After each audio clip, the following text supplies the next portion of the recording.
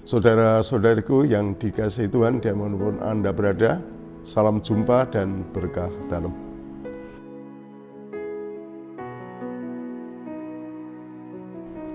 Ya, barangkali sekarang ini Anda sedang sibuk beraktivitas.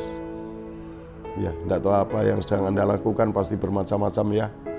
Saya ingin mengajak Anda sekalian untuk hening sejenak, ya, hening sejenak dan ya, kita membuka hati bagi sabda Tuhan untuk hari ini.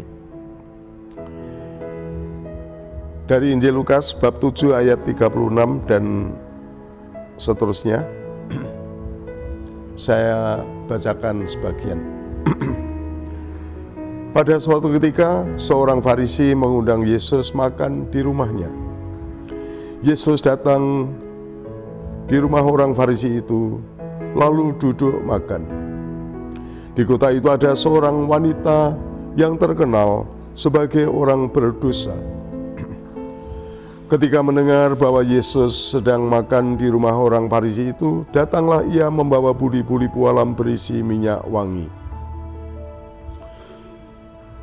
Sambil menangis, ia berdiri di belakang Yesus dekat kakinya, lalu membasahi kakinya dengan air matanya dan menyekanya dengan rambutnya. Kemudian ia menciumi kaki Yesus dan meminyakinya dengan minyak wangi.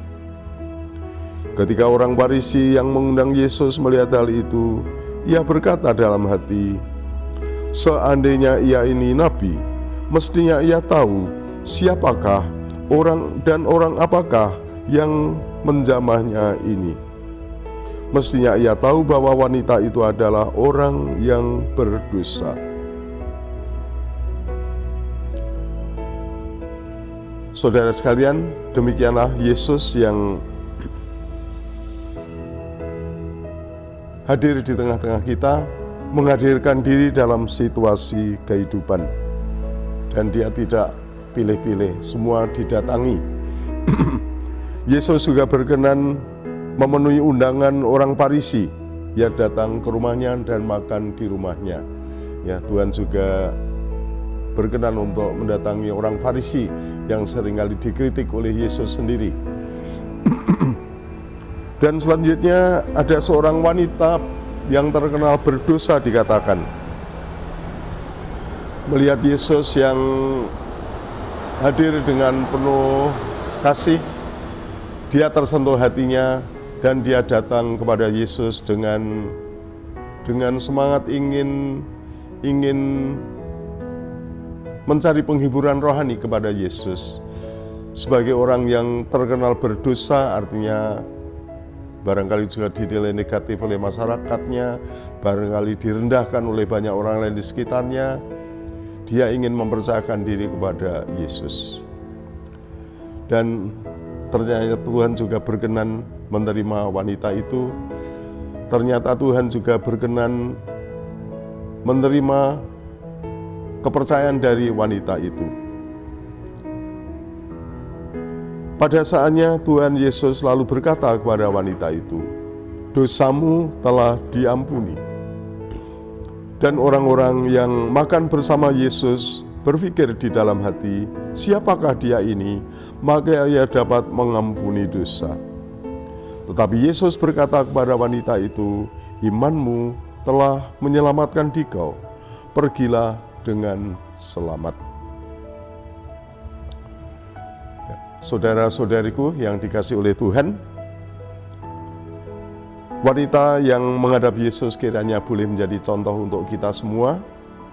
Bagaimana dia rindu pembaharuan hidup, bagaimana dia rindu untuk lepas dari kelemahan-kelemahannya, lepas dari kekurangan-kekurangannya, lepas dari dosa yang telah barangkali sudah menguasai pribadinya, kedosaan yang begitu kuat yang telah mencengkeram dirinya.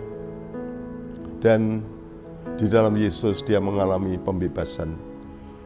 Dia diampuni, dia diberi hidup baru oleh Yesus, dia disegarkan kembali, dan akhirnya dia boleh memulai kehidupan yang baru.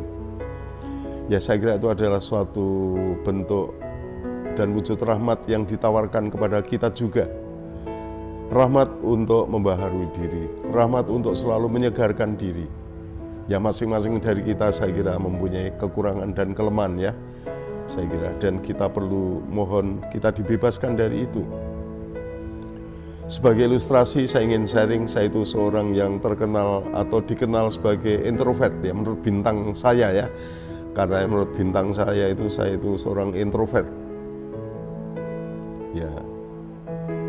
Tapi yang namanya kodrat itu harus disempurnakan oleh rahmat. Saya tidak boleh menyerah dengan kodrat saya. Saya tidak boleh menyerah dengan bintang saya.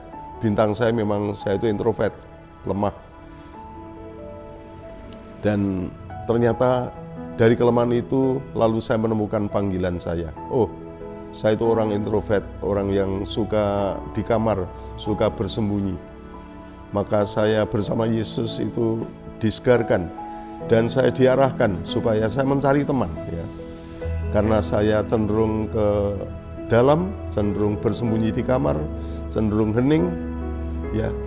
Tuhan Yesus mengajak saya untuk keluar. Carilah teman, keluar dari rumah, bergaul, keluarlah dari dirimu sendiri, carilah teman.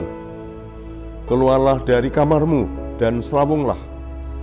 Dan itulah satu bentuk pertobatan yang saya rasakan menyegarkan saya. Saya kira kita semua itu masing-masing punya kekurangan dan punya kelemahan pribadi. Tapi kita tidak boleh berhenti pada kelemahan dan kekurangan. Kita perlu bangkit, kita perlu menyegarkan diri. Dan Tuhan Yesus yang Maha Pengampun itu senantiasa mencintai kita, menerima kita. Dan yang paling utama adalah bagaimana Tuhan Yesus akan menyegarkan kita dengan rahmat dan kasih-Nya. Percayakan diri Anda pada Tuhan Yesus. Sugeng Makaryo dan berkah dalam.